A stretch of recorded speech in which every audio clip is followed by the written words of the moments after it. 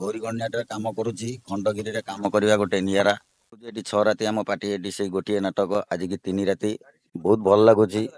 ରାଣୀ ପଣ୍ଡାକୁ ଖଣ୍ଡଗିରି ମନାରେ ମାନସ ପଣ୍ଡା, କମଳ ଭାଇ, ରଞ୍ଜିତ ଭାଇ, କୁନି ଅପା, ପଙ୍କଜ ଭାଇ, ବହୁତ ଭଲ ଭଲ କଳାକାର ଅଛନ୍ତି। ଆମର ଗୀତରେ ଅଛନ୍ତି ଆମର ବଦ୍ରି ନାରାୟଣ ଭାଇ।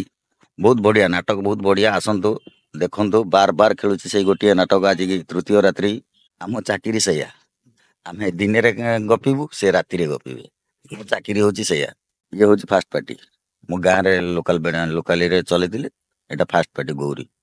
ଆସନ୍ତୁ ଦେଖିବା ଆଜି ଯାତ୍ରା ଖେଳୁଛି, ଯାତ୍ରା ମୌଡମଣି ଗୌରୀ ଗଣନାଟ୍ୟ। ଆଜି ତୃତୀୟ ରାତ୍ରିରେ ପୁଣି ଥରେ ଆଉ ଥରେ ସେଇ ଗୋଟିଏ ନାଟକ, ରାଣୀ ପଣ୍ଡାଙ୍କୁ ଖଣ୍ଡଗିରି ମନା।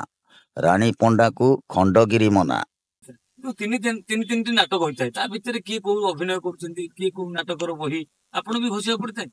ନା, ହଁ ହଁ, ଘୋଷିବାକୁ ତ ପଡିବ। ନ ଘୋଷିଲେ ଆଉ ମନେ ରହିବନି ନା। ଥରେ କହିଦେଲା ପରେ ତାପରେ ଚାଲିଲା, ରେଗୁଲାର ଚାଲିବ। ଆଉ କିଛି ଲକ୍ଷ୍ୟ ନାହିଁ, ଏଇଟା ହିଁ ଆମ ଜୀବନ। ଏଇଟା ମୋର ପେଶା ନୁହେଁ, ଏଇଟା ବି ମୋର ନିଶା। ମୁଁ ଗାଁରେ ଥିଲାବେଳେ ରଙ୍ଗ କାମ କରୁଥିଲି, କିଛି ଦିନ ହୋଟେଲରେ ବି କାମ କରିଛି।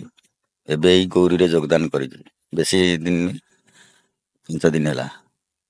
ଆମ ଘରଟା ହଉଛି ଯାଜପୁର ବ୍ରହ୍ମବରଦା। ବହୁତ ଖୁସି, ବହୁତ ଆନନ୍ଦ। ଆମ ଘରେ ବି ବହୁତ ଖୁସି ଅଛନ୍ତି। ସବୁ ରୁଟ ଆମେ ଯାଉଛୁ, ଖୋର୍ଦ୍ଧା ଜଟଣୀଠୁ ଆରମ୍ଭ କରି ସବୁ ରୁଟ ଯିବାକୁ ପଡ଼ିବ। 3 ରାତି ହେଲା ଟିକେଟ ନାହିଁ। ଆଜି ବି ସେଇ ପରିସ୍ଥିତି, ଗୌରୀର ସେଇ ଗୋଟିଏ ନାଟକରେ ପରିସ୍ଥିତି ଆଜି ସେଇଆ, ଟିକେଟ ନାହିଁ। ଲୋକ ଆସିକି ଫେରିକି ଯାଉଛନ୍ତି।